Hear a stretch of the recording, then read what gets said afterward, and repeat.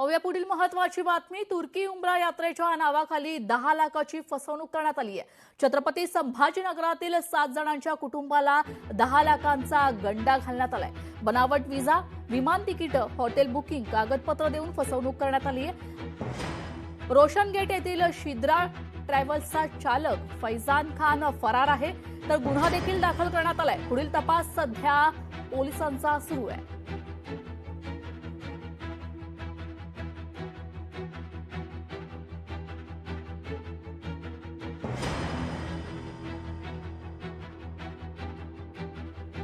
पंढरपूरचं कॉरिडॉरचं पंढरपुरातील नगरसेवकांना सादरीकरण करण्यात आलंय। कॉरिडॉरसाठी एकूण 15 एकर जागेचं भूसंपादन करण्यात येणार आहे। 1000 चौरस फुटाला 4 कोटी रुपयांपर्यंत मोबदला दिला जाणार आहे।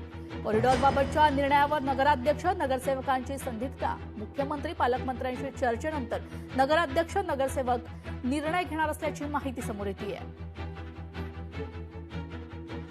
एमआरटीसी कायद्यानुसार राबविण्यात येणार आहे। एकूण निवासी बाधित 466 आसपास आहे। 700च्या आसपास व्यावसायिक बाधित आहे आणि भाडेकरूंची संख्या जवळपास 207च्या आसपास आहे। भाडेकरूंना उत्पन्नाची नुकसान भरपाई मिळेल आणि त्यांना गाळा मिळेल, परंतु तो कॉरिडॉरच्या बाहेरच्या क्षेत्रात। किती क्षेत्रफळ? 100 चौरस। आणि एकूण भूसंपादन किती क्षेत्रफळाचं?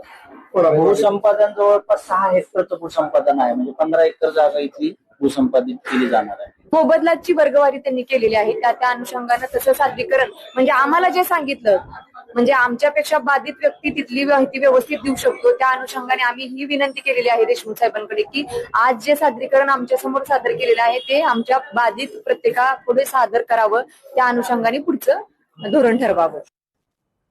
तर पिंपरी चिंचवड मनपाचे सांडपाणी प्रक्रिया केंद्र बंद करण्यात आलेलं आहे। तब्बल 125 सांडपाणी प्रक्रिया केंद्र बंद करण्यात आले। विधानसभेत राज्य सरकारकडून कबुली देण्यात आलेली आहे। शहरात दुर्गंधी पसरून पर्यावरणालाही धोका निर्माण झालाय। महापालिकेच्या वैद्यकीय विभागात कुठलीही तक्रार नाहीये। सरकारचे स्पष्टीकरण, मनपाकडून सल्लागार एजन्सीची नेमणूक करण्यात आली आहे।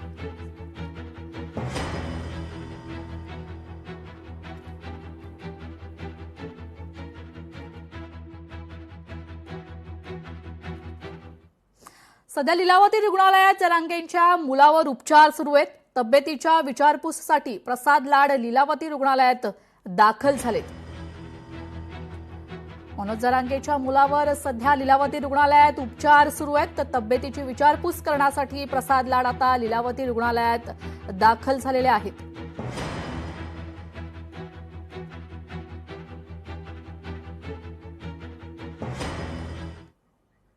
पाहूया पुढील महत्त्वाची बातमी। रुपाली चाकणकरांची दिल्ली उच्च न्यायालयात धाव आहे।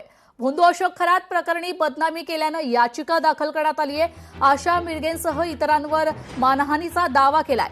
आशा मिरगे, अंधारे, रुपाली ठोंबरे, दमानियांसह इतरांची नावं देखील देण्यात आलेली आहेत। माध्यमातून बोलताना बदनामी केल्याचा चाकणकरांचा हा दावा आहे।